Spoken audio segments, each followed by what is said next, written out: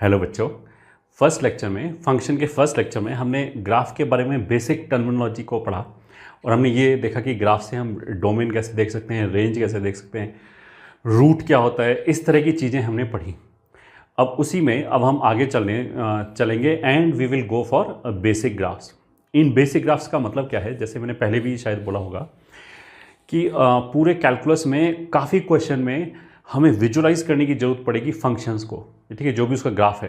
तो हमें ग्राफ का अगर बहुत बेसिक सा आइडिया है तो it will help us in understanding के प्रॉब्लम बोल क्या रहा है, और काफ़ी केस में जो प्रॉब्लम है वो हमें ईजिली दिख जाएगा, ये ठीक है, सोल्यूशन हमें जल्दी दिखाई देगा। और जो ग्राफ है उसको भी हमने 3-4 पार्ट में डिवाइड कर रखा है। फर्स्ट ऑफ ऑल जो आज हम पढ़ेंगे वो तो हो गया बेसिक कर्व्स, मतलब इन कर्व्स को तो हम ऐसे बोलते हैं जैसे होली ग्रेल, इसको ऐसे ही रट लिया। ग्राफ क्यों बन रहा है, कैसे बन रहा है, ऐसे ही क्यों आया, इन सब का answer you would be able to get yourself once we are through this differential calculus. Differential calculus में लिमिट और डिफरेंशिएशन, एप्लीकेशन ऑफ डेरिवेटिव पढ़ने के बाद, मैक्सिमम मिनिमम पढ़ने के बाद you will be able to justify yourself कि ये पर्टिकुलर ग्राफ ऐसे ही कैसे बना। अभी तो हम क्या कर रहे हैं कि कुछ इंपॉर्टेंट ग्राफ जो है, जो बार बार जिनका हमसे पाला पड़ेगा, जो बार बार किसी न किसी क्वेश्चन में आएंगे, उनको हम एज इट इज़ रटेंगे, ठीक है। द मोमेंट आई से कि एक्स क्यूब का ग्राफ कैसे होना चाहिए, तो तुम्हारे बिल्कुल टिप्स में होना चाहिए ये, ठीक है। You should be able to draw it immediately कि ऐसे बनेगा एक्स क्यूब का ग्राफ। साइन एक्स का ग्राफ कैसे बनेगा, immediately you will be able to tell. तो आज हम फंक्शन में ग्राफ से चालू करेंगे। अब जैसे मैंने बोला ना कि जब भी हम इसको बोलेंगे तो इतना सब बोलने के बाद भी ना कुछ बच्चे कैसे बोलेंगे कि ये इसका ग्राफ ऐसे ही कैसे आया, तो उसका एक्सप्लेनेशन तो अभी हम बेसिक ऐसे दे सकते हैं कि जैसे हम 10th में करते थे ना कि मान लिया y बराबर एक्स स्क्वायर का ग्राफ हमें खींचना है, तो हमने x का वैल्यू 1 रखा, x का वैल्यू 2 रखा, x का वैल्यू 3 रखा, फिर y का वैल्यू देखा 1 आ जाएगा, 4 आ जाएगा, 9 आ जाएगा। तो x 1 रखने पे y 1 आया तो हमने 1,1 एक पॉइंट ले लिया। x बराबर 2 रखने पे y बराबर 4 आया तो हमने 2,4 ले लिया, ऐसे ही 3,9 ले लिया, और जितने भी पॉइंट्स आए उन सबको ज्वाइन कर लिया और जो ग्राफ बना वो आ गया। जो बन गया वो बन गया, उसमें हम क्या कर सकते हैं। तो जो ग्राफ बना वो हम फाइनल ग्राफ दिखाया जा रहा है, ठीक है। ये तो हो गया एक बहुत ही लेमैन, जैसे हम बोलते हैं बच्चों को एक्सप्लेनेशन, 10th में बच्चे ही थे तो जो बच्चों को एक्सप्लेनेशन दिया जाता है वो। कैलकुलस पढ़ने के बाद एप्लीकेशन और डेरिवेटिव तक जब तुम पढ़ लोगे then you will be able to see कि इंक्रीज़ कैसे कर रहा है, क्यों इंक्रीज़ कर रहा है, ये नीचे ही क्यों जा रहा है, कॉन्केविटी ऐसे ही क्यों है इसका, उन सब का एक्सप्लेनेशन जब मिलेगा, जब मेरे को उससे रिलेटेड थ्योरी पता होगी। तो अभी तो जैसा मैंने बोला कि इसको एज इट इज़ रख लिया, क्योंकि we will be using it in entire calculus, throughout the calculus. तो अच्छा, शुरू में वापस बहुत बेसिक से फंक्शंस आएंगे, but for the sake of completion I will take each and every function which will be useful. तो functions में हम ले लेते हैं, first is that is called constant function, ठीक है। कांस्टेंट फंक्शन का मतलब क्या हो गया कि फंक्शन तुम कुछ भी लो, सॉरी एक्स का वैल्यू उसमें कुछ भी रखो, वाई का वैल्यू हमेशा कांस्टेंट ही आएगा। तो इसका जो इक्वेशन है we can write down y is equal to c, where c is constant, c is constant, ठीक है। या फिर हम इसको ऐसे भी लिख सकते हैं fx बराबर c। c एक कांस्टेंट हो गया। x का वैल्यू 1 रखो, वैल्यू c आएगा, x का वैल्यू 2 रखो, वैल्यू c आएगा। c क्या ऐसी कोई भी कांस्टेंट हो सकता है, जैसे मान लिया मैंने बोला कि c का वैल्यू 4 है तो we are talking about y बराबर 4। तो स्ट्रेट लाइन चैप्टर से भी हमें पता होगा कि y बराबर 4 तो एक हॉरिजॉन्टल लाइन होगा, तो इसी को हम यहाँ पे ग्राफ बोलें। तो जो इसका ग्राफ बनाया जाएगा वो ऐसे बनेगा, ये x एक्सिस हो गया, ये ऑरिजिन हो गया, ये y एक्सिस हो गया, और जो ग्राफ है, ठीक है, वो कुछ ऐसे एक हॉरिजॉन्टल लाइन आ जाएगा, ये वाला पॉइंट हो जाएगा 0,c and this will be y is equal to c। ये हो गया हमारा ग्राफ, ठीक है। You can see, I hope each and everything must be clear. और अगर हम इस ग्राफ के बारे में बात करें एंड अगर मैं तुमसे ये चीज़ें पूछूं कि डोमेन क्या है फंक्शन का, तो डोमेन का मतलब क्या है कि इसमें हम x की कौन सी वैल्यू रख सकते हैं। तो ऑफ कोर्स x कुछ भी रखो, इसमें f(x) तो हमेशा ही डिफाइन होगा। या फिर ग्राफिकली बोलें तो ये ग्राफ का मतलब ये नहीं कि लाइन केवल इतना ही है, ये तो इन्फिनिटी तक जा रहा है, इस साइड में भी उस साइड में, x एक्सिस के पैरेलल है। अब इन्फाइनाइट तक हम ग्राफ बना तो नहीं सकते, तो हम क्या कर सकते हैं, इसको ऐसे छोड़ सकते हैं। कुछ केसेस में यू विल फाइंड कि वो ऐसे एरो बना देंगे, बट अगर विदाउट एरो भी बना दिया तो भी उसका मतलब क्या है कि इन्फिनिटी तक जा रहा है, ये यहाँ पे रुका नहीं है। अगर मान लिया मेरे को ये शो करना हो कि ये ग्राफ यहीं पे रुक गया, तो फिर मेरे को ऐसे पॉइंट बंद करना पड़ेगा। पॉइंट बंद करने का मतलब क्या है कि इसके आगे नहीं जा रहा। बट अगर मैंने इसको ऐसे ही छोड़ दिया तो उसका मतलब क्या है कि इन्फिनिटी तक जा रहा है। तो domain of the function will be R. X की कौन सी वैल्यू अलाउड है, तो answer is each and every value is allowed. तो पूरा डोमेन कितना आ जाएगा, R. Range of the function अगर हम बोलें तो ये वाई एक्सिस पे क्या कवर कर रहा है, केवल एक ही पॉइंट कवर कर रहा है, सी। तो सिंगलटन सेट आ जाएगा। सिंगलटन सेट का मतलब क्या होता है, set having exactly one element. तो रेंज के अंदर केवल एक ही एलिमेंट है, क्योंकि वाई की एक ही वैल्यू आई, सी बस, और कोई वैल्यू ही नहीं आई। तो इसलिए रेंज कितना आ गया, सी। ठीक है, बस और तो इसमें क्या बताएं, एसिम्पटोट कोई नहीं है।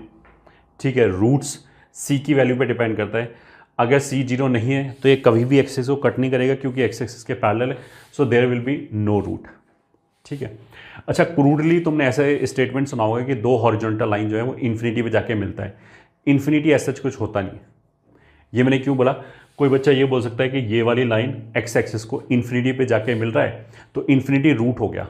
नहीं, इन्फिनिटी कोई फाइनाइट पॉइंट नहीं है, उसको हम रूट नहीं बोल सकते। ठीक है, तो इस वाले केस में रूट क्या होगा, नन। अगर सी 0 नहीं है, अब बाई चांस सी ही यहाँ पे आ जाए, एक्स एक्सिस के ऊपर ही आ जाए, तो फिर तो एक्स की हर वैल्यू के लिए वाई 0 ही होगा, तो हर वैल्यू विल बिकम रूट। इस वाले केस में there is no root if C is not equal to 0। ठीक है, मैक्सिमम वैल्यू क्या है फंक्शन की, ऑफकोर्स सी है। मिनिमम वैल्यू क्या है, वो भी सी है इस वाले केस में। ठीक है, ये हो गया हमारा फर्स्ट। चलो आगे second. Second is linear function. ठीक है, लीनियर फंक्शन का मतलब क्या है, we are talking about f x is equal to A x plus b, मतलब स्ट्रेट लाइन। और लीनियर का मतलब क्या है कि ए 0 नहीं होना चाहिए, एक्स की जो डिग्री है वो 1 होनी चाहिए। तो उसके लिए I will say a is not equal to 0, then only it will be called linear function. अब ए एक्स प्लस बी कैसे बनता है, ये हम ऑलरेडी स्ट्रेट लाइन में 11th में पढ़ चुके हैं, और इनफैक्ट 10th में भी पढ़ चुके हैं कि स्ट्रेट लाइन को कैसे ड्रॉ करते हैं, तो वैसे ड्रॉ कर लिया। ठीक है, इस लाइन के लिए मतलब इसको ऐसे लिखते हैं, y बराबर एफ एक्स बराबर दिस। क्या क्या हम चीज़ बोल सकते हैं इसके रेस्पेक्ट में, एक तो हम ये बोलते हैं y बराबर एम एक्स प्लस सी जैसी चीज़ लिखी हुई है। ठीक है, बस m की जगह मैंने यहाँ पे a यूज़ कर लिया है, c की जगह मैंने b यूज़ कर लिया है। तो यहाँ पे बेसिकली स्लोप क्या हो जाएगा, स्लोप विल बी a। ठीक है, एम एक्स प्लस सी में c जो होता है वो y इंटरसेप्ट होता है, तो इस वाले केस में वो b है। तो अगर मैं बोलूँ कि y इंटरसेप्ट कितना है, तो दैट विल बी b। अच्छा, y इंटरसेप्ट निकलता कैसे है, x को 0 रख के। तो अगर मैं बोलूँ कि इसमें x इंटरसेप्ट कितना है, y इंटरसेप्ट का मतलब क्या है, y एक्सिस को किस पॉइंट पे कट कर रहा है। तो अगर b आ गया तो उसका मतलब क्या है, 0, b पे कट कर रहा है। ठीक है, और अगर मैं बोलूँ कि x इंटरसेप्ट कैसे आएगा, तो y को 0 रख दो, y को 0 रख दो, यहाँ से x निकालोगे तो माइनस बी बाई ए आएगा। तो अगर हम यहाँ से निकालें कि x इंटरसेप्ट क्या होगा, तो that will be minus B by A, ये होगा। ठीक है, स्ट्रेट लाइन कैसे बनेगा, बना दिया ए के स्लोप के हिसाब से।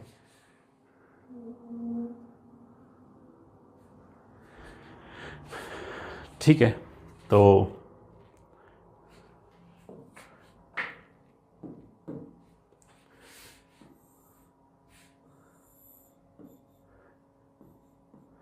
y axis origin, x axis ठीक है, लाइन को ऐसे बना सकते हैं। ये एक्स इंटरसेप्ट है, तो ये वाला पॉइंट कितना हो जाएगा इसके हिसाब से -b/a, 0, ये वाला पॉइंट। ये जो पॉइंट है वो y, तो 0, b। ठीक है, अगर ये एंगल थीटा है तो इसका स्लोप कितना हो जाएगा m बराबर tan theta, and that is given as a in this case. तो इस लाइन का स्लोप कितना हो जाएगा a। अब कुछ बच्चे क्या होंगे, कुछ बच्चे क्या होंगे कि वो ये देखेंगे -b/a, वो बोलेंगे यार ये तो पॉजिटिव होना चाहिए, 0 के इधर है तो ये माइनस कैसे हो गया। तो मैं तुमसे पूछूंगा फिर कि माइनस अल्फ़ा क्या होगा। अगर मैं तुमसे पूछूं कि ये माइनस अल्फ़ा क्या है, पॉजिटिव है या नेगेटिव है, तो any sensible mind would be able to give the answer like minus alpha will depend upon alpha. If alpha is positive then this entire thing will be negative. अगर alpha खुद negative हो जाए then minus alpha will be zero, sorry minus alpha will be positive. If alpha itself is negative तो minus alpha positive हो जाएगा। तो minus alpha क्या होगा, पॉजिटिव या नेगेटिव, वो अल्फ़ा पे डिपेंड करेगा। तो इसलिए -b/a को देख के I should not be saying कि ये नेगेटिव कैसे हो गया, नेगेटिव है ही नहीं। अगर इस डायग्राम के हिसाब से देखें तो पक्की बात है कि -b/a एक पॉजिटिव क्वांटिटी है। इस डायग्राम से अगर मैं देखूं तो हम क्या क्या कंक्लूजन ड्रॉ कर सकते हैं कि देखो ये जो थीटा है ये एक्यूट है, तो tan थीटा पॉजिटिव है। tan थीटा अगर पॉजिटिव है तो उसका मतलब क्या है, a पॉजिटिव नंबर है, slope is a positive number in this case. पहली बात तो ये होगी। दूसरा, जो y इंटरसेप्ट है, ये जो y एक्सिस को कट कर रहा है वो x एक्सिस के नीचे कट कर रहा है, क्लियर कट दिखाई दे रहा है। ठीक है, तो अगर x एक्सिस के नीचे कट कर रहा है तो वो नेगेटिव है। तो उसका मतलब क्या है कि इस डायग्राम के हिसाब से, मतलब for this diagram only, for this graph तो नहीं बोलेंगे, हाँ, diagram a is positive and b is negative. तो b नेगेटिव होने से -b पॉजिटिव हो गया और a पॉजिटिव है तो -b/a पॉजिटिव हो गया, इसलिए ऐसा ग्राफ बन रहा है। तो मेरे को ये समझ में आना चाहिए। ठीक है, आगे चलते हैं। अब लीनियर फंक्शन में दूसरा इंपॉर्टेंट चीज़ क्या है कि मतलब एक और देख लिया हमने, जैसे मान लिया अगर हमने एक लाइन ये खींचा, ठीक है, और दूसरा लाइन ऐसे खींचा, तीसरा लाइन ऐसे खींचा और फोर्थ लाइन ऐसे खींचा। ठीक है, ये भी आगे चल के यूज़ होगा। तो अगर मान लिया इसका स्लोप m1 है, इसका स्लोप m2 है, इसका स्लोप m3 है, इसका स्लोप m4 है, ऑफ कोर्स ये एक्स एक्सिस है, तो कुछ कुछ क्वेश्चन में हमें ये कंपेयर करना पड़ेगा स्लोप किसका ज़्यादा है। ठीक, अब तुम्हें ये समझाना चाहिए कि देखो m1 और m2, ये जो दो लाइन है L1 एंड L2, ये जो दो लाइन है इनका स्लोप तो पॉजिटिव होगा, क्योंकि ये वाला जो एंगल बना रहा है एक्स एक्सिस की पॉजिटिव साइड के साथ वो एक्यूट है, और ये जो दो लाइन है L3 एंड L4 इनका स्लोप नेगेटिव होगा। क्यों? क्योंकि ऑब्ट्यूज एंगल बना रहा है। तो पॉजिटिव और नेगेटिव में क्लियर कट बात है। अच्छा, L4 ऐसे है, L3 ऐसे है, ये तो समझ में आ गया। ठीक है, इसको ऐसे बनाया तभी ये इधर जाके कट कर रहा है। तो positive quantity of course negative quantity से बड़ा होगा, तो m1 m2 तो बढ़ाएगा m3 और m4 से, ये तो श्योर बात हो गई। ठीक है, प्लस अब tan के अंदर अगर हम एंगल को इंक्रीज करें तो वैल्यू इंक्रीज होता है। ठीक है, तो m1 और m2 में m1 ने इतना एंगल बनाया, m2 ने और ज़्यादा एंगल बनाया, तो m2 सबसे बड़ा होगा ये। ठीक है, इसके इन दोनों के स्लोप पॉजिटिव होगा तो m2 विल बी ग्रेटेस्ट, फिर m1 आएगा, ये दोनों पॉजिटिव है। m2 ज़्यादा क्यों है? तुम तो ऐसे सोचो tan 30 डिग्री और tan 45 में tan 45 बड़ा होता है। वैसे तो हम आगे चल के इंक्रीजिंग डिक्रीजिंग पढ़ेंगे, then you should be able to understand it properly, but अभी भी हमें जितना नॉलेज है उससे भी समझ में आता है कि tan इंक्रीजिंग फंक्शन है। फर्स्ट क्वाड्रेंट में 0 से 90 के बीच में अगर हम जाएँ तो एंगल बढ़ाने पर tan का वैल्यू बढ़ता है। tan 0 0 होता है, फिर tan 30 डिग्री 1/√3 आ गया, tan 45 उससे बड़ा आ गया 1, फिर tan 60 डिग्री उससे भी बड़ा आ गया √3। तो ऐसे करके वैल्यू बढ़ती चली जाएगी, ठीक है। तो मतलब इस वाले एंगल में ये एंगल हो गया मान लिया θ1, ये एंगल हो गया θ2। तो पक्की बात है कि θ1 से θ2 ज़्यादा है, क्योंकि एंटी क्लॉकवाइज घूम रहे हैं तो एंगल का वैल्यू बढ़ रहा है, ठीक है। तो इसलिए tan θ2 tan θ1 से ज़्यादा है। ये पॉजिटिव क्वांटिटी है, ये पॉजिटिव क्वांटिटी है, इस डायग्राम के हिसाब से विल बी ग्रेटर देन ये, ठीक है। अब M3 और M4 में ध्यान देने वाली बात क्या है कि देखो, अगर हम बिल्कुल ऐसे पैरेलल चालू करें तो स्लोप 0 हो गया, फिर इसको ऐसे रोटेट कर दें तो वैल्यू पॉजिटिव होता चला जाएगा, होता चला जाएगा। जब ये 90 की तरफ जाएगा तो वैल्यू प्लस इन्फिनिटी की तरफ जाएगा, ठीक है। tan 90 अनडिफाइन होता है, ठीक है, बट वैल्यू हम जितने 90 के क्लोज जाएंगे उतनी वैल्यू इन्फिनिटी की तरफ जाएगा।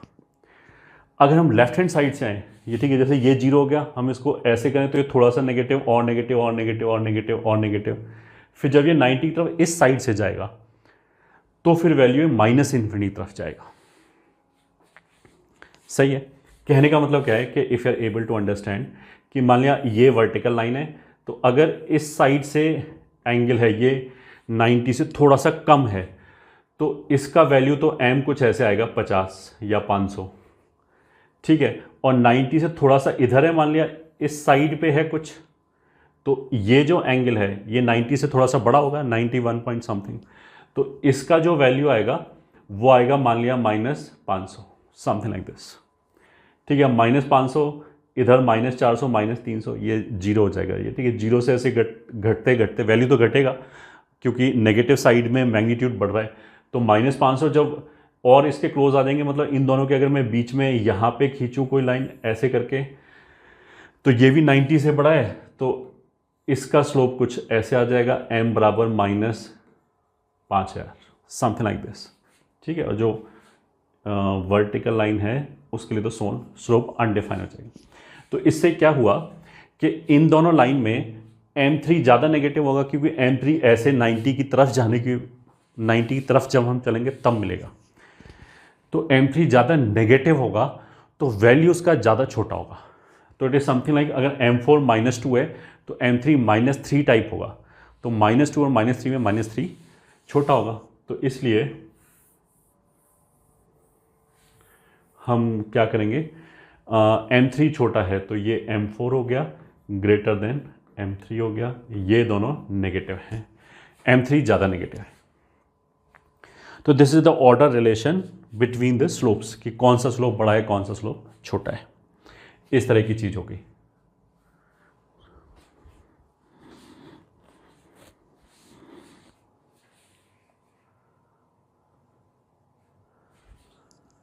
चलो अब आगे चलते हैं। ये हो गया हमारा कांस्टेंट फंक्शन, लीनियर फंक्शन। अब तीसरे नंबर पे क्या आएगा, क्वाड्रेटिक फंक्शन।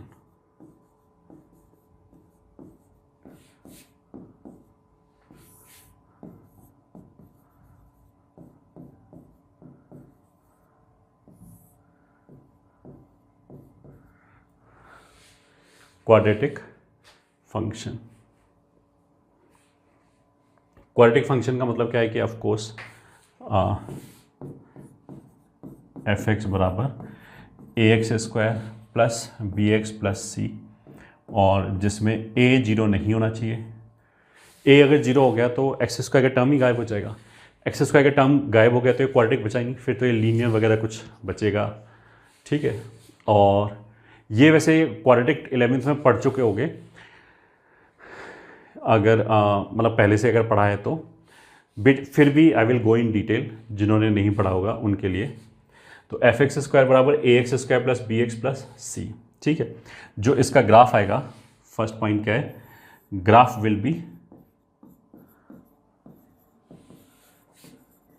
बी पैराबोला, ठीक है। अब वो a की वैल्यू पे डिपेंड करेगा कि ये पैराबोला अपवर्ड है या पैराबोला डाउनवर्ड है, ठीक है। अच्छा, यहाँ पे हम एक चीज़ ये भी नोट कर सकते हैं कि if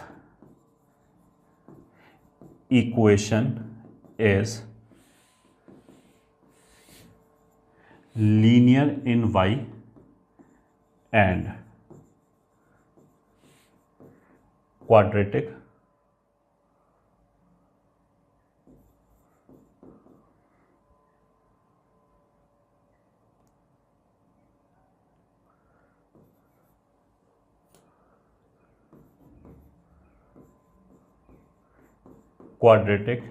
in x, then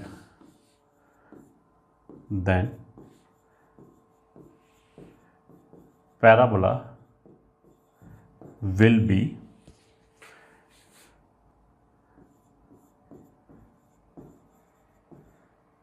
upward or downward. ठीक है, एक तो ये हो गया। इसका मतलब क्या है कि अगर ये लीनियर है कुछ भी, y बराबर जैसे ax square plus bx plus c, तो ये x में क्वाड्रेटिक है और y के अंदर ये लीनियर टर्म है, तब तो जो पैराबोला बनेगा वो बेसिकली या तो ऐसे बनेगा या पैराबोला डाउनवर्ड बनेगा। ठीक है, third point, if equation is linear in x and quadratic in y, then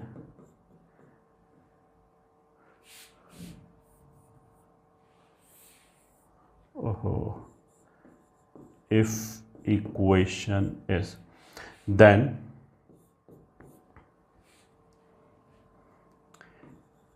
it will be parabola sideways। ठीक है, उसका मतलब क्या है कि जो पैराबोला है वो हॉरिजॉन्टल बनेगा, या तो पैराबोला इस साइड पे बनेगा या इस साइड पे बनेगा। किस तरह की इक्वेशन के लिए कि अगर ये ऐसे लिखा है x is equal to a y square plus b y plus c type, तो अगर हमने पैराबोला पढ़ा है कोनिक सेक्शन के अंदर, तो उसमें होता है y square is equal to 4ax। Y square is equal to 4ax basically एक स्पेशल केस हो गया जिसके अंदर y के अंदर क्वाड्रेटिक हो गया वाई स्क्वायर की वजह से, 4ax में x लीनियर है तो लीनियर हो गया, तो वो साइडवेज ही बनता है। ठीक है, तो ये हमारा दूसरा इन्फॉर्मेशन हो गया। अब ये तो ठीक है, बट ग्राफ कैसे बनाएंगे, ax square plus bx plus c का ग्राफ कैसे बनाएंगे, तो अब उस पर चलते हैं। हाँ, तो for the graph of y is equal to, चलो यही लिख लेते हैं,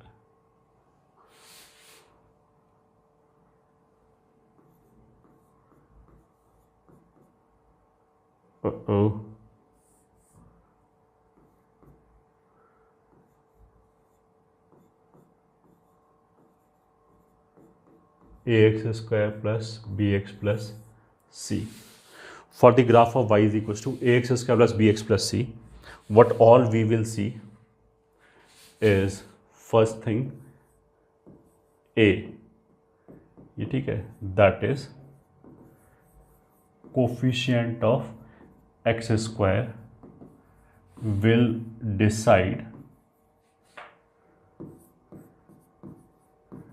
upwards और डाउनवर्ड्स। ठीक है, मतलब अगर ऐसे लिखा है y is equal to A X square plus B X plus C, ठीक है, इसमें क्या होगा, या तो a पॉजिटिव होगा या फिर a नेगेटिव होगा। अगर a पॉजिटिव है तो ये पैराबोला ओपनिंग अपवर्ड होगा। ठीक है, तो उसको हम क्या बोलेंगे, पैराबोला अपवर्ड या पैराबोला ओपनिंग अपवर्ड्स। अगर a नेगेटिव हुआ तो फिर पैराबोला ऐसे बनेगा, पैराबोला डाउनवर्ड्स और ओपनिंग डाउनवर्ड्स। ठीक है, अब ऐसे ही क्यों बनेगा, ये मैंने पहले ही आंसर इस बात का दे दिया था कि ये सब चीज़ें जो हैं वो बाद में समझ में आ जाएगा, अभी के लिए तो ऐसे ही मान लिया सब कुछ। ठीक है, और एक अपना दूसरा वो क्लासिकल आंसर है ही कि जब हमने एक एक पॉइंट उठाया, एक्स की कुछ वैल्यू रखी, वाई की कुछ वैल्यू आए, वहाँ से हमने एक पॉइंट डिफाइन किया, फिर एक दूसरा एक्स का वैल्यू रखा, वहाँ से वाई का दूसरा वैल्यू आया, वहाँ से हमने दूसरा पॉइंट डिफाइन किया, और उन पॉइंट्स को जब हमने ज्वाइन किया तो जो भी शेप आ गया वो तुम्हारे सामने है। इसमें we can not do anything. ठीक है, तो ये हो गया। ठीक है, इसको हम क्या बोलेंगे? पैराबोला डाउनवर्ड्स और पैराबोला ओपनिंग।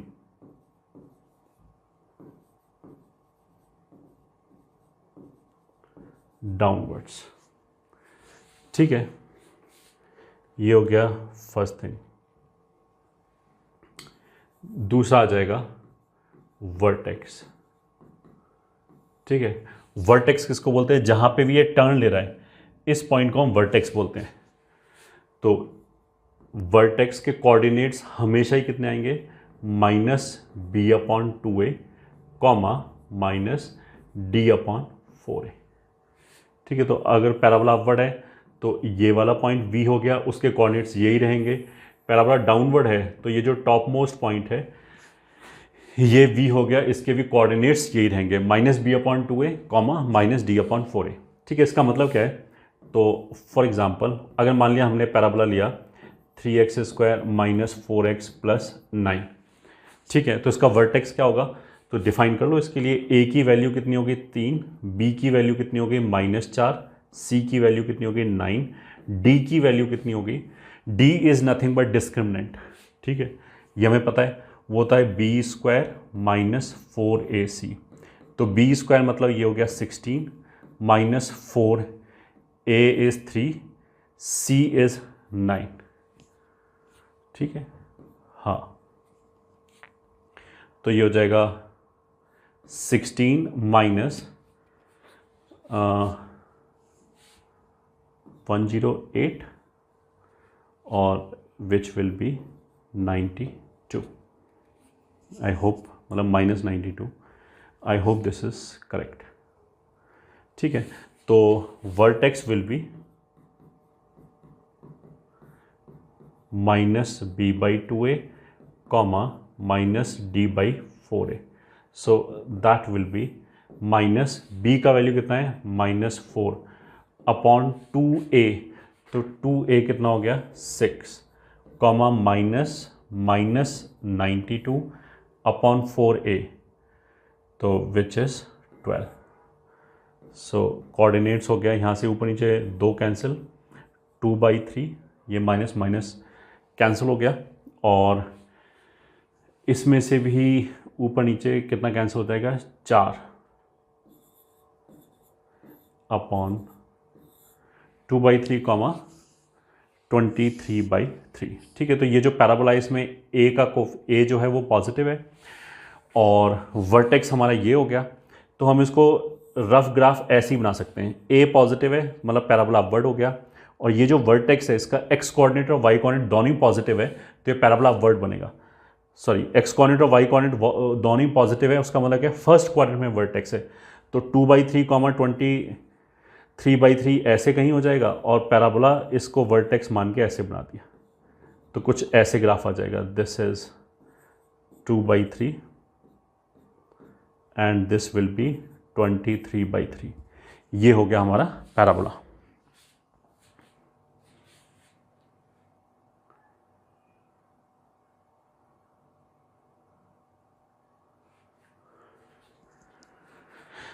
ठीक है, तो फर्स्ट थिंग चीज क्या हो गया कि पैराबोला में ए जो है कोफिशिएंट ऑफ x², जो x² के साथ जो लिखा है वो नंबर डिसाइड करना है कि पैराबोला ऊपर की तरफ बनाना है या नीचे की तरफ बनाना है। ठीक है, फिर दूसरा चीज हमारे पास क्या है? वर्टेक्स। वर्टेक्स क्या डिसाइड कर रहा है कि जो टर्निंग पॉइंट है जहां से पैराबोला टर्न ले रहा है उसके कोऑर्डिनेट्स क्या है ये। ठीक है, तो उसके कोऑर्डिनेट्स -b/2a, -d/4 हैं। This you are suppose to memorise. ठीक है, इसको याद रखना है, और काफ़ी बच्चों को ऑलरेडी याद होगा भी होगा। ठीक है, ये सेकंड पॉइंट हो गया। अब हम आ जाते हैं थर्ड चीज पे। थर्ड थिंग इज डी, ये ठीक है, जिसको हम बोलते हैं डिस्क्रिमिनेंट। ठीक है, इट it decides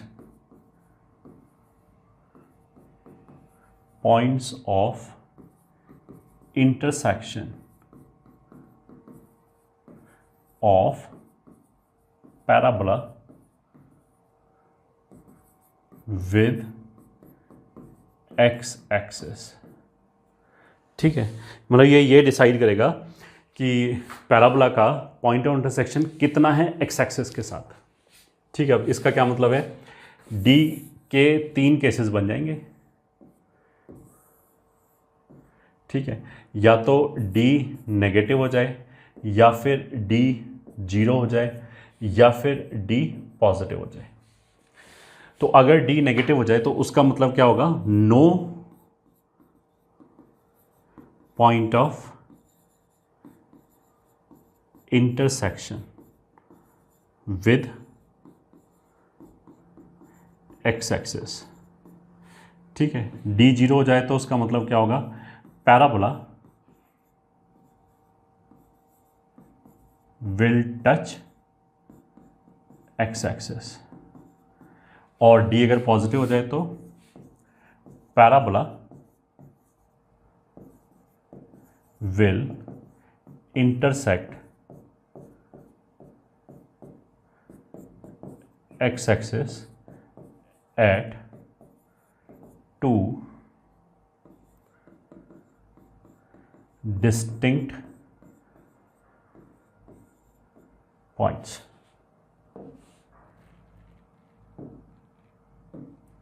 ठीक है, तो पहले वाले केस में नो पॉइंट ऑफ इंटरसेक्शन का मतलब क्या है कि ऐसे बनेगा। अगर मान लिया ए पॉजिटिव है तो एक्स एक्सिस के साथ कोई भी point of intersection he entirely ऊपर है।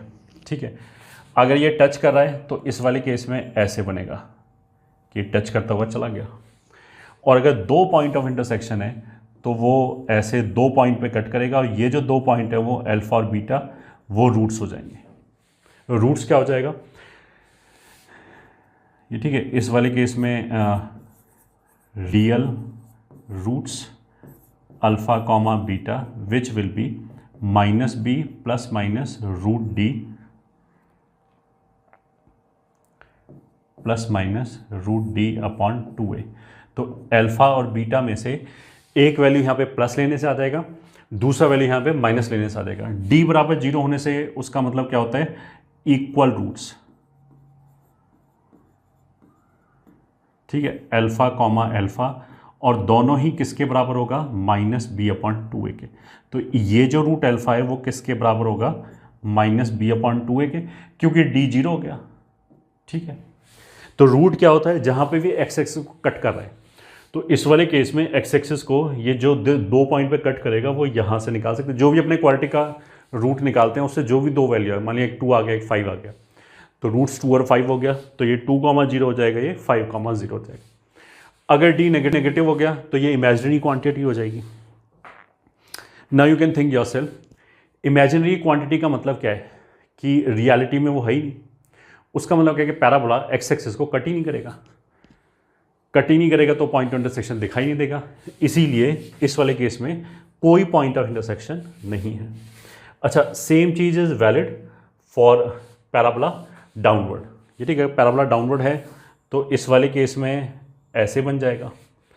ठीक है, अगर ये वाला केस हुआ तो ऐसे हो जाएगा, और ये वाला केस हुआ तो 2 जगह कट करेगा, एक अल्फा हो गया एक बीटा हो गया। तो दिस और दिस, ऐसे ही दिस और दिस। और क्यों लिखा है वो डिपेंड करता है कि यहां तो हम केवल डी का डिस्कशन करें कि अगर डी पॉजिटिव होगा तो 2 पॉइंट पे कट करेगा, तो वो 2 पॉइंट ऐसे भी हो सकते हैं ऐसे भी हो सकते हैं। वो डिपेंड करेगा कि अगर ए पॉजिटिव है तो ऐसे ग्राफ बनेगा, ए नेगेटिव है तो ऐसे बनेगा। ये हमारा हो गया डी या फिर डिस्क्रिमिनेंट।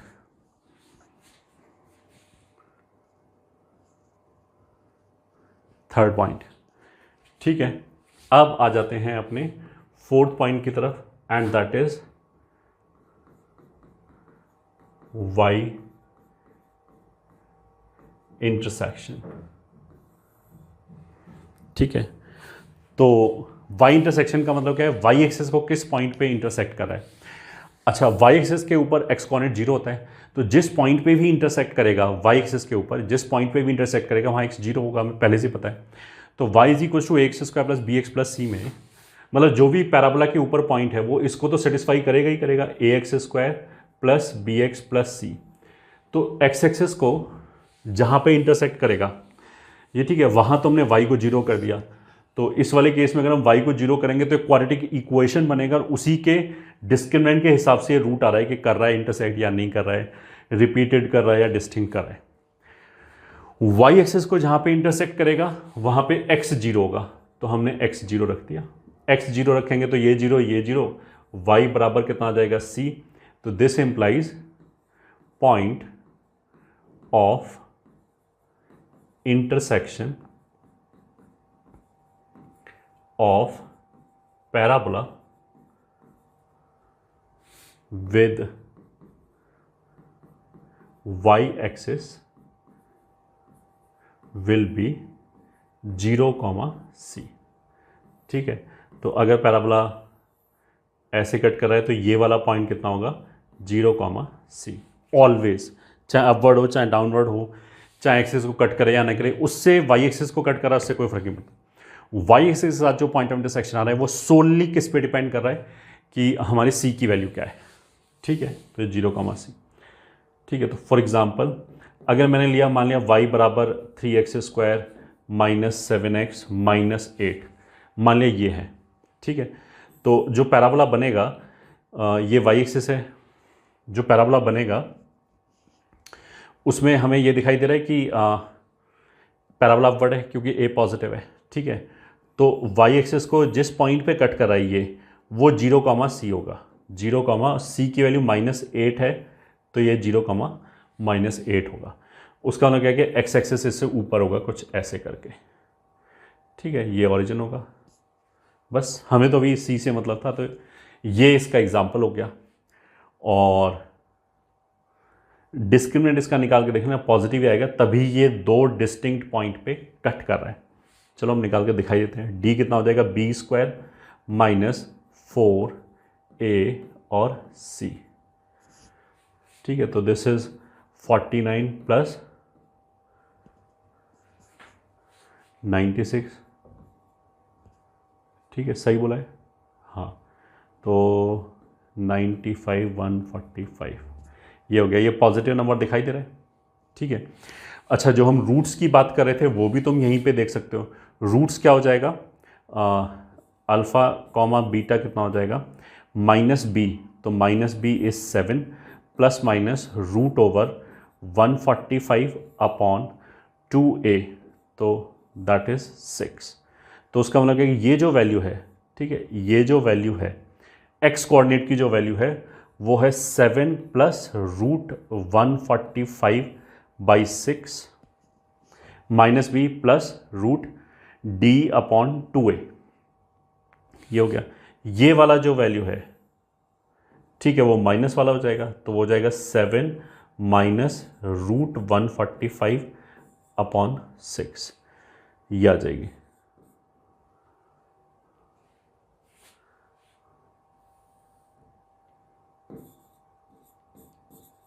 ये आ जाएगा 7 minus root 145/6। I hope this is clear, everything is fine. ठीक है, 4th पॉइंट हो गया। 5th पॉइंट हम ऐसे बोल सकते हैं, एक्सिस ऑफ सिमेट्री। ठीक है, मतलब पैराबोला अगर अपवर्ड है या डाउनवर्ड है, वर्टेक्स से अगर हमने एक वर्टिकल लाइन खींचा तो पैराबोला उस लाइन के अबाउट अपना मिरर इमेज होता है या उस लाइन के अबाउट सिमेट्रिक होता है।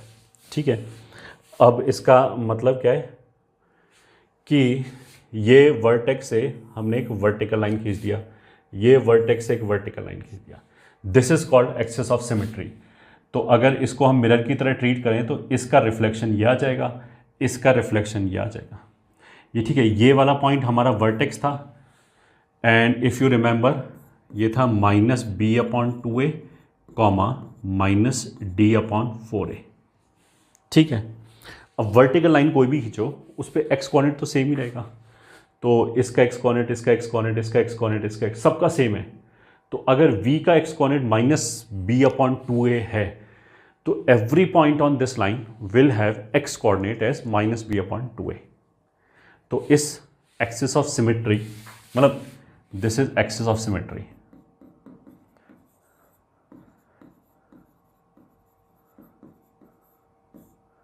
ठीक है, और इसका इक्वेशन कितना हो जाएगा, x is equals to -b/2a।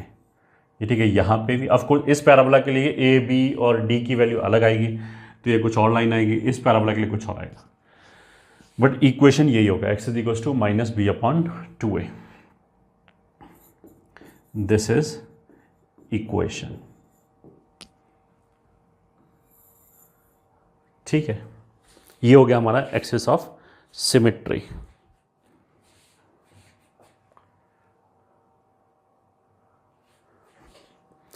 अब देखो, अगर हमसे पूछा जाए कि हाउ टू ड्रॉ पैराबोला, तो हम एक आंसर तो ये दे सकते हैं कि first, if roots are real, then plot the roots and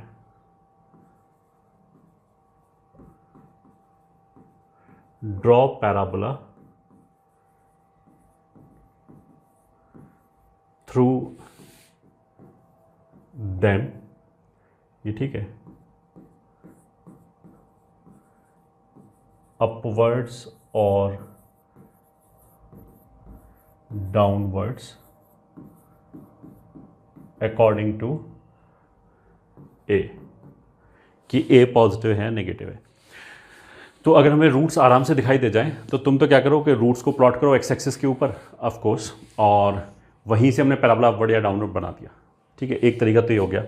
तो फॉर एग्जांपल फर्स्ट मान लिया हो गया y is equals to x square -3x + 2, ये है।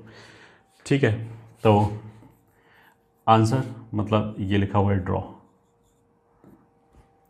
तो y इज इक्वस टू, इसको ऐसे ले सकते हैं x - 2 इंटू x - 1। तो रूट्स हमें दिखाई दे रहा है, इसका 1 और 2 है। ठीक है, 1 और 2 का मतलब क्या है कि 1, 0, 2, 0, 2, 0 एंड 1, 0 इसके रूट्स हो गए। ये एक्स एक्सिस है, ये वाई एक्सिस है, ये ओरिजिन है।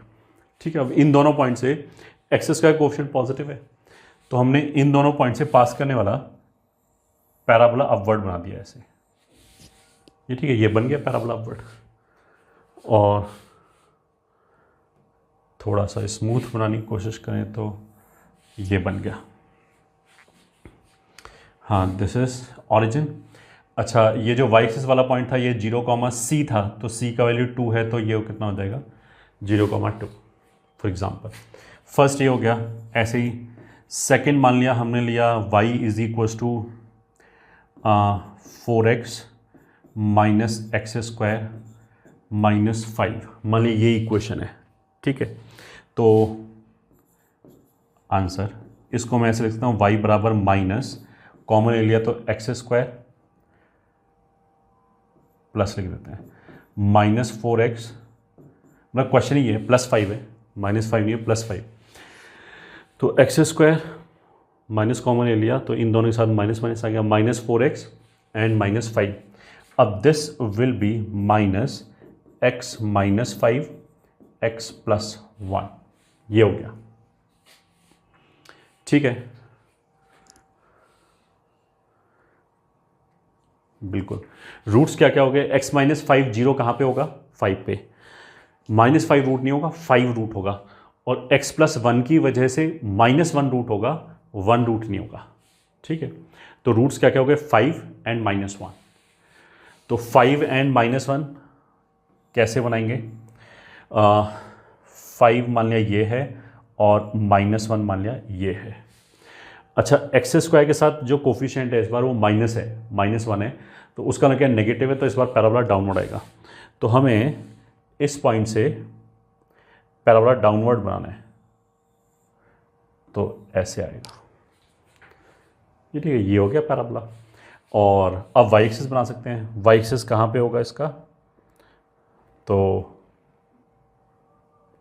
वो कुछ ऐसे होगा, ओरिजिन एक्स एक्सिस, ठीक है। और ये वाला पॉइंट भी कितना होगा? सी का वैल्यू 5 है, तो इट विल रिमेन 0,5।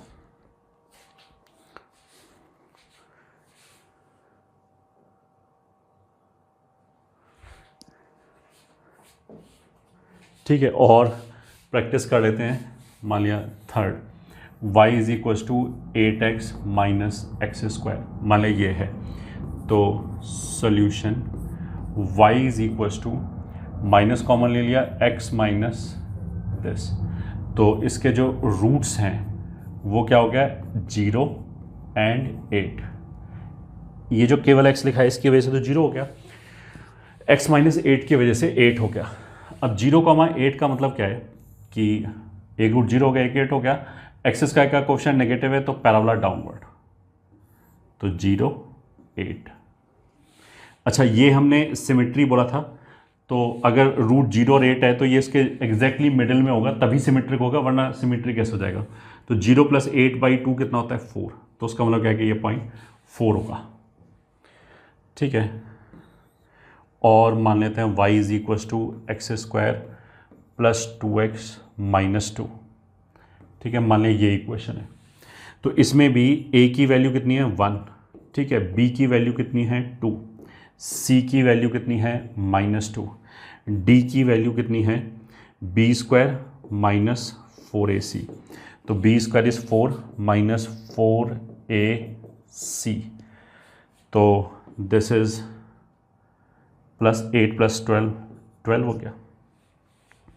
तो उसका मतलब क्या हो गया कि इसके roots will be -b plus minus √d upon 2a2, तो ये हो गया -1 प्लस माइनस √3, ठीक है। दैट मीन्स कि रूट्स हो जाएगा -1 माइनस √3 एंड -1 प्लस √3, ठीक है, -1 माइनस √3 ये हो गया और -1 प्लस √3 ये हो गया, ठीक है। पैराबोला अपवर्ड है। अच्छा, इन दोनों के मिडिल में आएगा, ये तो हो गया -1 प्लस √3, √3 इज 1.732, तो -1 करने से वो 1 चला गया, 0.732 बचा ये। इसमें क्या होगा? ये हो गया -1.732 और -1 ने उसको और -2.732 कर दिया, तो ये उसको और दो ले गया। दैट मीन्स कि इन दोनों का जो मिड पॉइंट है -1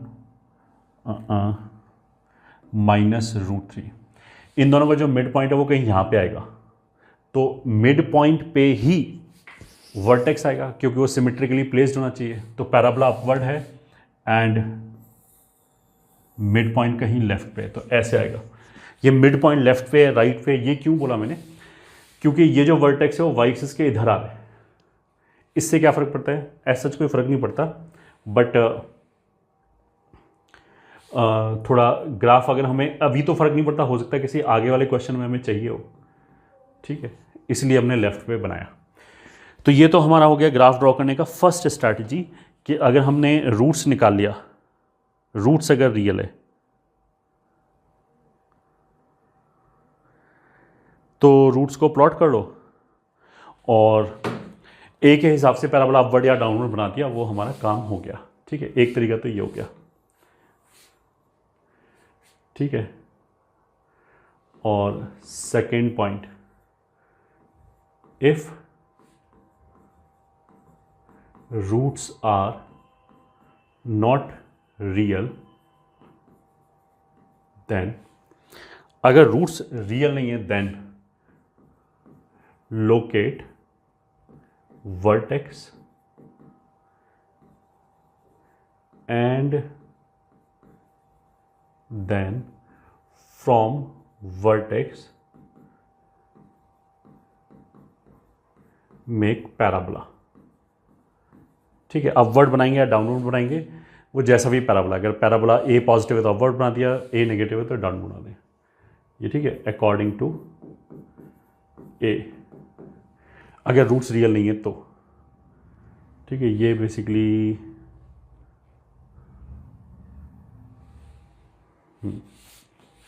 ये एक क्वेश्चन हो गया और ये पूरा दूसरा क्वेश्चन हो गया। अब इसकी बात चले तो फॉर एग्जांपल अगर हमने बोला कि y is equal to -x² -2x या +2x -5, माने ये है, इसको मैं ड्रॉ करना है, तो पहले तो हमने जल्दी जल्दी वही निकाला, a कितना हो गया -1, b कितना हो गया 2, c कितना हो गया -5, तो d कितना हो गया b² -4ac। ठीक है, b² इज़ 4 -4ac, तो कितना हो गया -16 हो गया, माइनस माइनस माइनस माइनस हो गया, तो -20 में से 4 गया, -16 हो गया, ये आ गया। ठीक है, तो अब यहाँ से d अगर नेगेटिव है तो उसका मतलब क्या है कि रूट्स रियल नहीं है, तो x एक्सिस को कट नहीं करेगा, x एक्सिस के एक ही साइड रहेगा, या तो हमेशा ऊपर रहेगा अगर a पॉजिटिव है, या हमेशा नीचे रहेगा अगर a नेगेटिव है। तो यहाँ पे हमें दिखाई दे रहा है a नेगेटिव है, तो ये पैराबोला x एक्सिस के नीचे ही आएगा पूरे का पूरा। ठीक है, तो अगर डिस्क्रिमिनेंट ये है तो दिस इम्प्लाइज वर्टेक्स कितना हो जाएगा -b/2a -d/4a, तो फिर वर्टेक्स कितना हो जाएगा -b/2a। ठीक है, मतलब तो -b/2a -d/4a, तो कितना हो गया, ये माइनस माइनस प्लस हो गया, तो ये 1, ये -4, तो 1, -4 जो पॉइंट है ये वर्टेक्स है, कहाँ पे आएगा ये 4th क्वाड्रेंट में, x पॉजिटिव है y नेगेटिव है। ठीक है, तो it will be something like this, x axis, y axis, origin, x तो हो गया 1 और y कितना हो गया -4, तो ये पॉइंट हमारा वर्टेक्स हो गया विच इज़ 1, -4। a नेगेटिव है तो उसका मतलब क्या है, पैराबोला डाउनवर्ड। ठीक है, तो यहाँ से हमने ऐसे पैराबोला डाउनवर्ड बना दिया, ये आ जाएगा हमारा फाइनल ग्राफ। अच्छा, ये पॉइंट क्या होता है, ये होता है 0, c, तो 0, c की वैल्यू कितनी थी -5, तो -5 ये आ गया।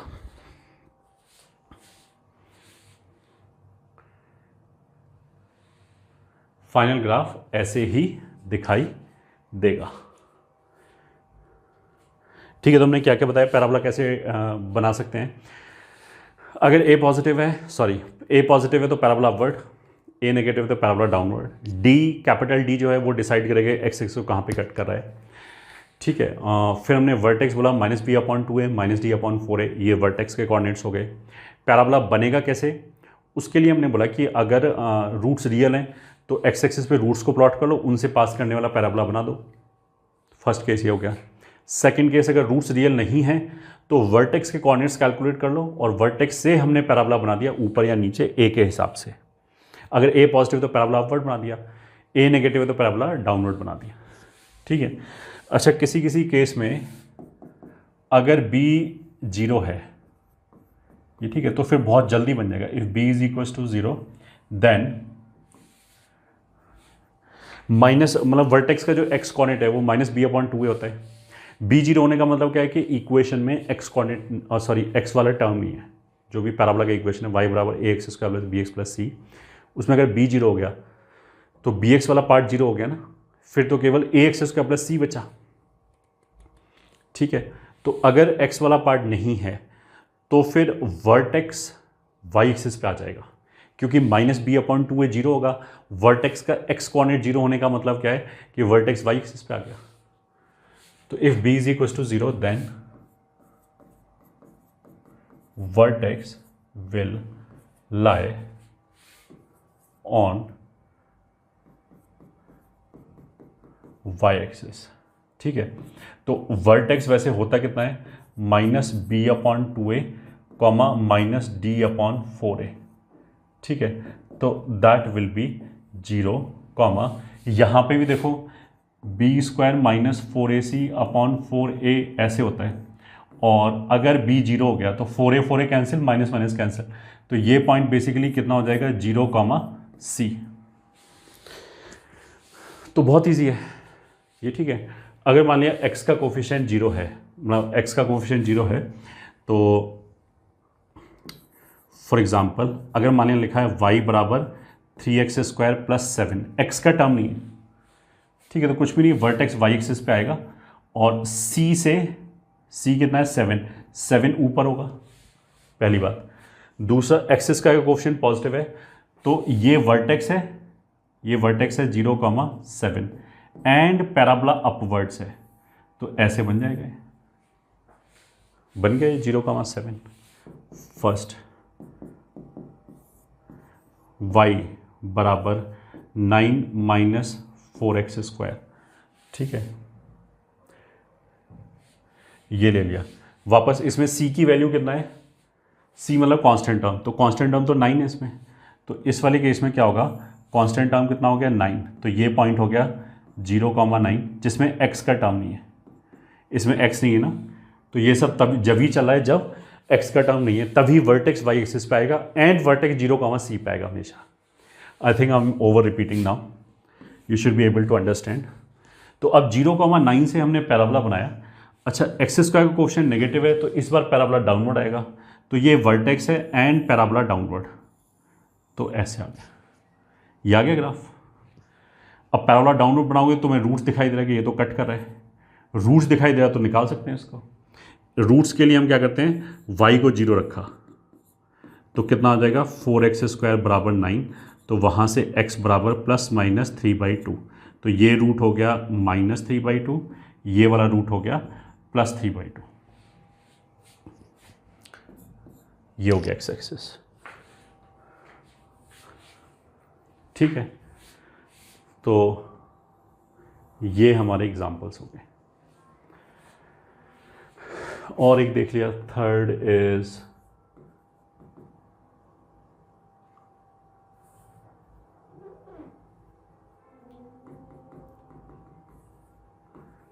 y इज इक्वल टू से -3 - 4x², ये हो गया।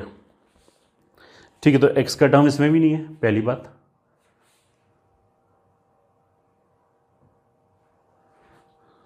और दूसरा बात कि c का वैल्यू कितना है, -3, तो -3 कहीं यहाँ पे हो गया, 0, -3, y axis, origin x axis, और यही वर्टेक्स हो गया। एक्सिस का कोफिशिएंट नेगेटिव है, तो पैराबोला डाउनवर्ड, तो ऐसे बन जाएगा, ये आ गया बस। ठीक है, तो अब कुछ प्रैक्टिस कर लेते हैं। ड्रॉ,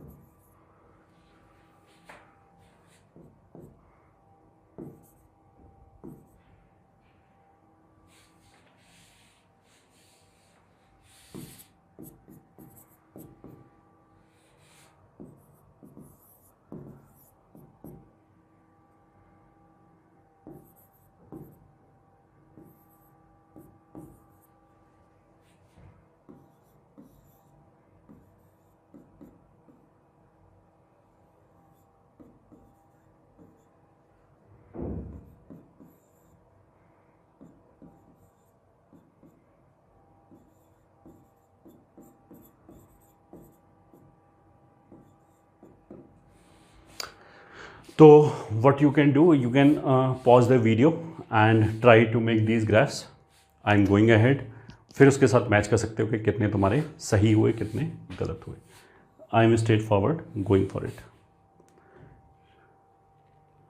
ठीक, एक्सप्लेनेशन मैंने काफ़ी दे दिया है तो I will go bit fast. X square plus 4x, इसमें से x अगर कॉमन लिया तो x प्लस 4, तो इसके बेसिकली रूट्स पता लग गए हमें.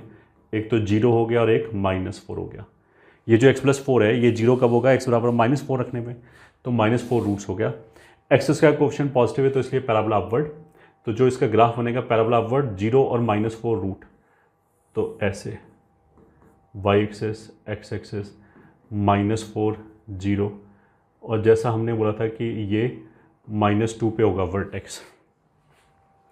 अच्छा, वर्टेक्स का अगर मेरे को y कोऑर्डिनेट निकालना है, ये एक तरीका तो वही हो गया -d/4a कैलकुलेट कर लिया, क्योंकि -b/2a -d/4a यही होता है, तो -d/4a कैलकुलेट कर सकते हैं. दूसरा हम ऐसे कर सकते हैं, मेरे को पता है कि रूट्स के मिडिल में आएगा ये वर्टेक्स, अगर रूट्स रियल हैं, क्लियर कट अगर दिखाई दे रहा है तो -2 इस वर्टेक्स का x कोऑर्डिनेट हो गया. तो -2 अगर मैं यहाँ पे रखूँ तो y की वैल्यू कितनी आएगी, -2 और ये आ जाएगा 2, तो -4 आएगी. तो नाउ यू कैन वेरीफाई कि ऐसे निकाल लो भले ही -d/4a करके निकालो, यही वैल्यू आएगी. ठीक है, ये हो गया हमारा फर्स्ट. अब निकालते हैं second is y is equals to 2x square plus 3x plus 4. तो इसमें a का वैल्यू 2, b का वैल्यू 3, c का वैल्यू 4 और d कितना हो गया, b स्क्वायर माइनस 4ac. ये ठीक है, दैट इज -23. तो d नेगेटिव आया. d नेगेटिव आने का मतलब क्या है कि ये एक्स एक्स को कट नहीं करेगा. ठीक है, रूट्स रियल नहीं है, तो वर्टेक्स निकाल लेते हैं जब रूट्स रियल नहीं है. तो -b/2a कॉमा -d/4a प्लस, ये हो गया. ठीक है, अब इसमें क्या है, x नेगेटिव y पॉजिटिव, तो कौन सा क्वाड्रेंट होगा, second quadrant. x negative y positive, पहली बात रूट्स रियल है नहीं, तो यहाँ पे कहीं मान लिया वर्टेक्स आ गया, रूट्स रियल है नहीं एंड पैराबोला अपवर्ड है, तो यहाँ से ऊपर की तरफ बना दिया हमने ऐसे पैराबोला. तो ये वर्टेक्स का x कोऑर्डिनेट कितना है, -3/4, तो वो तो आ गया यहाँ पे. y कोऑर्डिनेट कितना है, ये 23/8, वो आ गया यहाँ पे. ठीक है, ये वाला पॉइंट 0, c होता है, c का वैल्यू कितना है 4, तो ये आ गया 0,4. अब तुम ऐसे देख सकते हो 23/8 मतलब 3 से थोड़ा सा कम हो गया और ये पॉइंट 4 हो गया, तो सही है, ऊपर ही होना चाहिए. जस्ट एक छोटा सा ऐसी चेक कि कुछ गड़बड़ तो नहीं है. ये हो गया.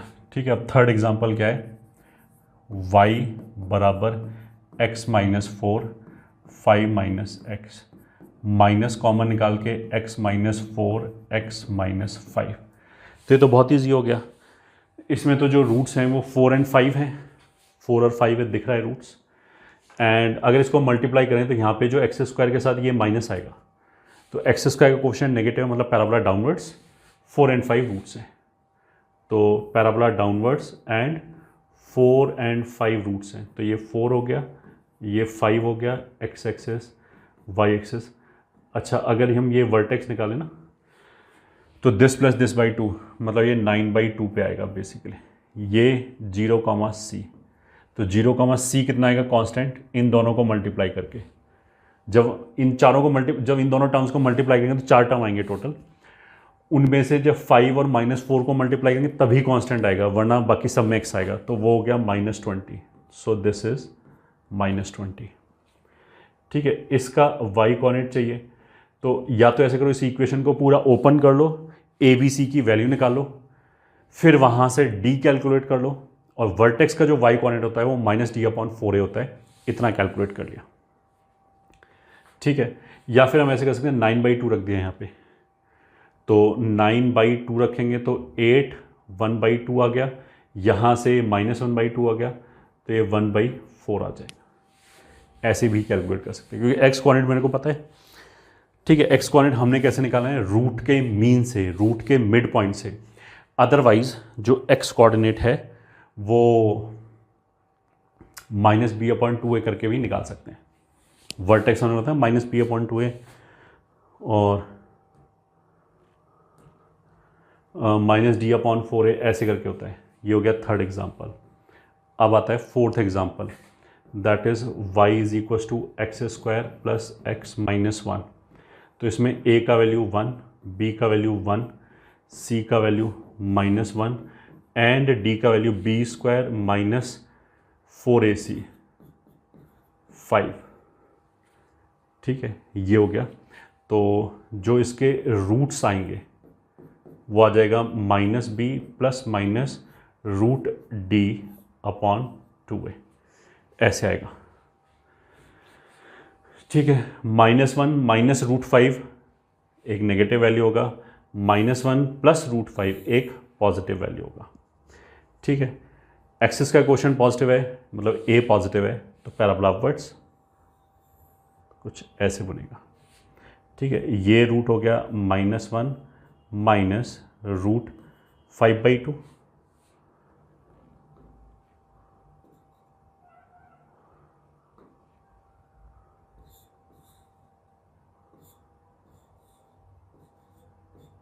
हाँ, और ये हो जाएगा -1 + √5/2, ये पॉजिटिव होगा। ठीक है, ये इन दोनों का मिड पॉइंट निकालो, चाहे -b/2a, तो -b/2a का मतलब क्या है, ये हो जाएगा -12। ये 0, c का वैल्यू -1, तो ये -1। ठीक है, ये हो जाएगा y कोऑर्डिनेट कितना होता है, -d/4a वर्टेक्स का, तो -d मतलब -5/4a, तो ये हो जाएगा -5/4, ऐसे हो जाएगा।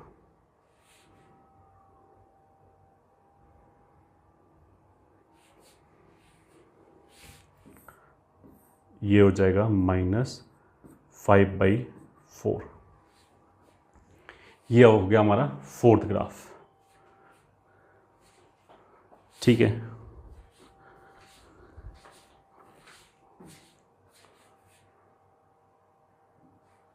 अब आगे चलते हैं। Fifth graph is y = 8x² - 9। तो fifth graph was y = 8x² - 9। तो इसमें x तो है ही नहीं, तो वर्टेक्स कहाँ पे आएगा, y एक्सिस पे, 0, c पे। c का वैल्यू -9 है, पैराबोला अपवर्ड है, तो ऐसे बन जाएगा। तो ये हो गया 0, -9। रूट्स रियल दिखाई दे रहे हैं, तो y को 0 रखा तो ये आ जाएगा 3/2√2 एंड -3/2√2। ये दो रूट्स आ गए। ठीक है, सिक्स्थ कहाँ गया, 9 - x²। तो y = 9 - x²। Same story, axis में है नहीं, उसका मतलब क्या, वर्टेक्स y एक्सिस पे आएगा। दूसरा c का वैल्यू 9 है, तो a नेगेटिव है, पैराबोला डाउनवर्ड, तो ये पॉइंट हो जाएगा 0, 9। ठीक है, x एक्सिस और y एक्सिस को -3 और 3 पे कट करेगा। सॉरी, रूट्स जो हैं वो -3 और 3 हो गए, क्योंकि रूट्स निकालने के लिए हम y को 0 कर सकते हैं। y को 0 करोगे तो एक्सिस के बराबर 9 आएगा, वहाँ से आ जाएगा। ठीक है, this we have already done. And last क्या है, 2x - 4x² - 7। 2x - 4x² - 7, ये हो गया एग्जाम्पल 7। तो a का वैल्यू 2 नहीं लिखेंगे, a होता है कोफिशिएंट ऑफ x², तो -4 है। b का वैल्यू 2 है, c का वैल्यू -7 है, तो d का वैल्यू b² - 4ac। तो इसमें से क्या होगा, एक 4 कॉमन निकालें तो 28 में से एक गया 27 × 4, तो -4 इंटू 27 54 108 हो गया है, ये हो गया। डी नेगेटिव हो गया, उसका मतलब क्या है कि एक्स एक्स को कट नहीं करेगा। ए नेगेटिव है, पैराबोला डाउनवर्ड्स, तो वर्टेक्स कैलकुलेट करते हैं अगर रूट्स रियल नहीं है, तो -b/2a -d/4a, that is -b कहाँ गया 2, 2a मतलब +8 -d 108 अपॉन 4a, तो माइनस माइनस प्लस, जो d से नेगेटिव आया जो a से नेगेटिव आया वो कैंसिल हो गया। सो दिस विल बी 4, 1 4 से तो कैंसिल हो जाएगा, 27 ही आएगा, तो -27/4। x positive y negative vertex का, तो कौन से क्वाड्रेंट में गया, 4th क्वाड्रेंट में। ठीक है, x axis y axis origin, x कितना है 4, y कितना है 7 चौक 28 मतलब -7 के आसपास, तो कहीं मान लिया ये है -27/4, ये मान लिया वर्टेक्स है। a नेगेटिव है, ये वर्टेक्स है v जिसके कोऑर्डिनेट्स लिखे हुए हैं, तो यहाँ से पैराबोला डाउनवर्ड बना दिया हमने। तो पैराबोला डाउनवर्ड क्या होगा, नीचे गया नीचे गया, ये ग्राफ आ गया। अब ऐसे ग्राफ बनेगा तो ये पॉइंट दिखाई देगा, वो हो गया 0, c का है -7, तो ये हो गया। तो ये हमारा क्या हो गया, क्वाड्रेटिक फंक्शंस, और डिटेल में पढ़ा दिया। अब तो कोई दिक्कत नहीं होना चाहिए, किसी भी तरह का कैसा भी फंक्शन आ जाए।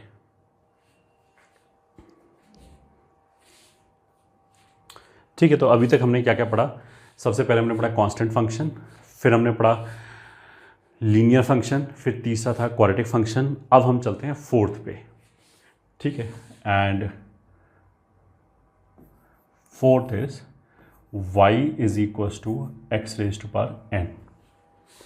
ठीक है, अब इसमें क्या है, this is also important graph जो हमें बार बार इनकाउंटर होता रहेगा IIT JEE की प्रिपरेशन में, और इसमें हम बहुत सारे ग्राफ बहुत सारे केसेस बन जाएंगे। n की वैल्यू पे डिपेंड करता है कि n इंटीजर है, फ्रैक्शन है, फिर पॉजिटिव है या नेगेटिव है। ठीक है, तो मतलब हम इसमें टोटल कितने केसेस बनाएंगे, n इंटीजर हो गया, पॉजिटिव और नेगेटिव। ठीक है, 2 तरह के केसेस हो गए, और फिर उसमें भी इवन और ऑड हो गया कि n इवन है या ऑड है, दोनों के ग्राफ चेंज होगा। तो 4 केसेस तो ये हो गए। फिर n अगर हमने लिया 1 इंटीजर, मतलब n को डिफ़ॉल्ट बाय डिफ़ॉल्ट ये नहीं सोचेंगे कि इंटीजर है, हम जो केसेस ले लें जो हमारे लिए फ्रीक्वेंटली बार बार आएगा उसकी बात करें, उसमें n इंटीजर हो सकता है, 1 इंटीजर हो सकता है। अब कोई बोलेगा कि n 3/7 नहीं हो सकता, बिल्कुल हो सकता है, बट अभी हम उसकी बात नहीं करें। अभी तो हम उसकी बात करें जो हमें बेसिक ग्राफ के अंदर कवर करना है, जो बार बार इनकाउंटर होगा, फ्रीक्वेंटली अकरिंग जो ग्राफ्स होगा उसी की बात चल रही है। तो उसमें हमने क्या बोला कि n इंटीजर हो गया, n 1 इंटीजर हो गया, पॉजिटिव हो गया, नेगेटिव हो गया, तो 2 इंटू 2 इंटू इवन हो गया, ऑड हो गया, फिर 2 ऑप्शन। तो integer 1 integer 2 option, positive negative 2 option, 4 option, into even odd, फिर तो 4 दूनी 8 ऑप्शन। तो कितने ग्राफ बनेंगे टोटल, 8। तो वही 8 ग्राफ्स बनाने जा रहे हैं। ठीक है, केस 1, अगर n 2m टाइप हो गया और m क्या हो गया, पॉजिटिव इंटीजर, मतलब इवन पॉजिटिव इंटीजर हो गया, तो मतलब that is we are talking about something like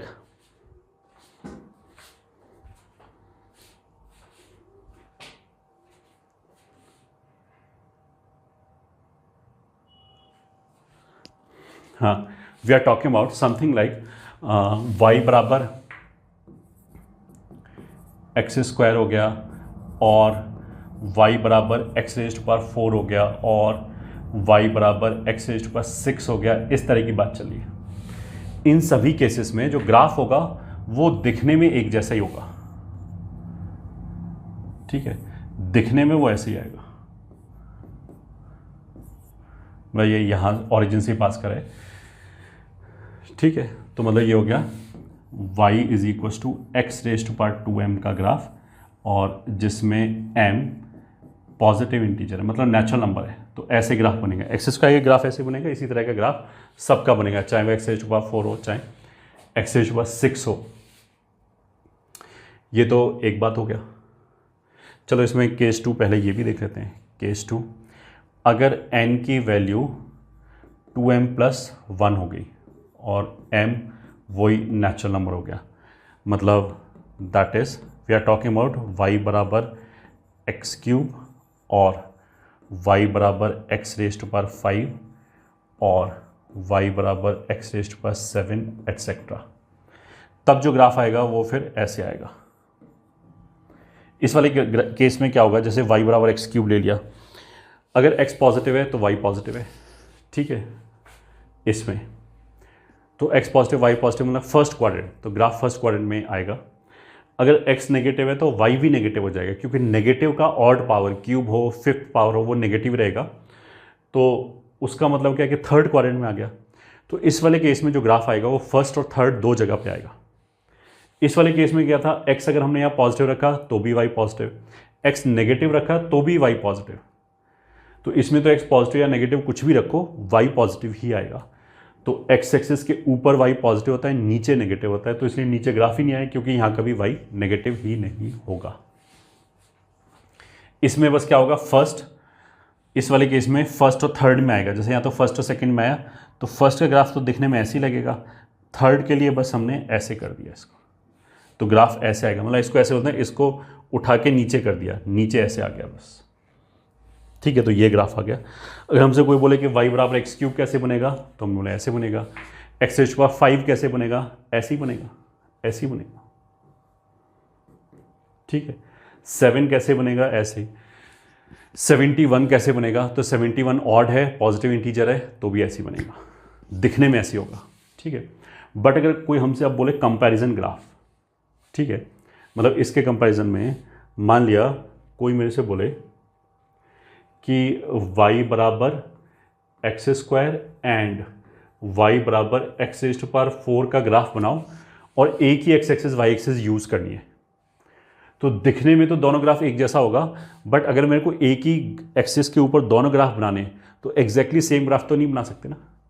फिर तो मेरे को जो सटल डिफरेंस होगा वो मेरे को ग्राफ पे शो करना पड़ेगा, ये ठीक है। फिर तो वो मेरे को शो करना पड़ेगा एग्जैक्टली डिफरेंस है क्या। तो वो डिफरेंस अब हम बता देते हैं क्या है। ये एक्स एक्सिस है, ये वाई एक्सिस है। देखो इसमें x की वैल्यू 1 रखो, y की वैल्यू 1 आएगी, इसमें भी x की वैल्यू 1 रखो, y की वैल्यू 1 आएगी। x की वैल्यू 0 रखो, y की वैल्यू 0 आएगी दोनों जगह से। और x की वैल्यू -1 रखो तो -1 का स्क्वायर भी 1 होगा, -1 की पावर 4 भी 1 होगा। उसका मतलब क्या है कि 0 0 1,1 एंड -1,1 ये 3 पॉइंट दोनों के ग्राफ पे आएंगे, ठीक है। तो कलर चेंज कर लेते हैं। एक का ग्राफ तो मान लिया कुछ ऐसे बन रहा है, ठीक है। तो दूसरे का ग्राफ कैसे बनेगा, दूसरे ग्राफ कुछ बनेगा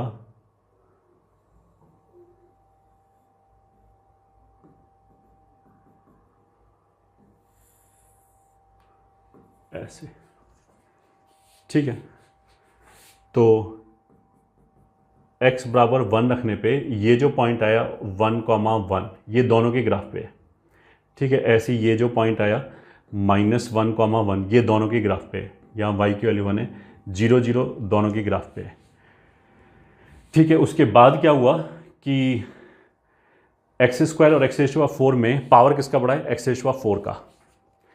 तो 1 के आगे मान लिया मैंने x बराबर 2 लिया, तो यहाँ 2 रखा तो 2 रेज टू पावर 4 कितना हो गया 16। तो इस पे y की वैल्यू 16 हो गई, इसमें 4 हो गई। तो ऐसे जाने में एक तो ये वाली आएगी और एक इसके भी ऊपर आएगी। तो अब तुम्हें समझ में आ गया कि कौन सा ग्राफ कौन सा होना चाहिए। अगर मैंने 1 से बड़ा वैल्यू रखा तो जिसका भी x का पावर बड़ा है वो ऊपर चला जाएगा पॉइंट, ठीक है। तो उसका मतलब क्या है कि जो ग्रीन ग्राफ है वो इसका है, ठीक है। और जो ब्लैक ग्राफ है वो एक्स स्क्वायर का है।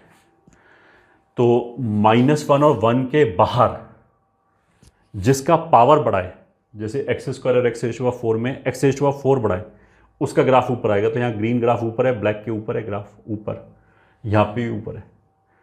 और -1 और 1 के बीच में उल्टा हो जाएगा कि जिसका पावर बड़ा होगा उसकी वैल्यू छोटी आएगी, मतलब उसका ग्राफ नीचे आएगा। तो एक्स रेज़ टू पावर 4 और एक्स स्क्वायर में एक्स रेज़ टू पावर 4 बढ़ा है, तो इसका ग्राफ ग्रीन वाला वो नीचे आएगा।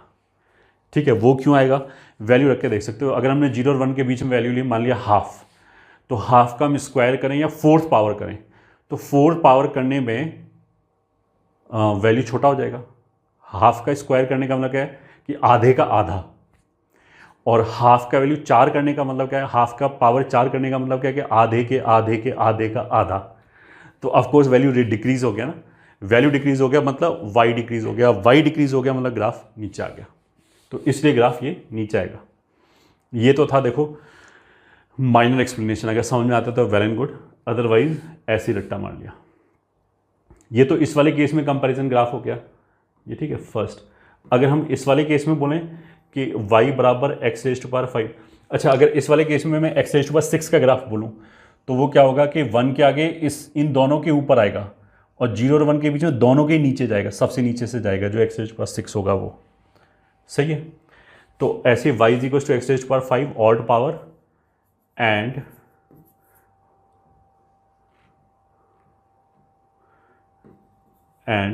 y इज इक्वल टू कुछ भी एक्स रेज़ टू पावर मान लिया 11, ठीक है। तो एक ग्राफ तो हम बना ही देते हैं, y axis, x axis, origin, colour, एक तो मान लिया ये आ गया ब्लैक, ठीक है। इसी तरह की चीज़ें, बस इसको उठा के नीचे ले आओ। और दूसरा क्या कलर लें, ये ले लिया।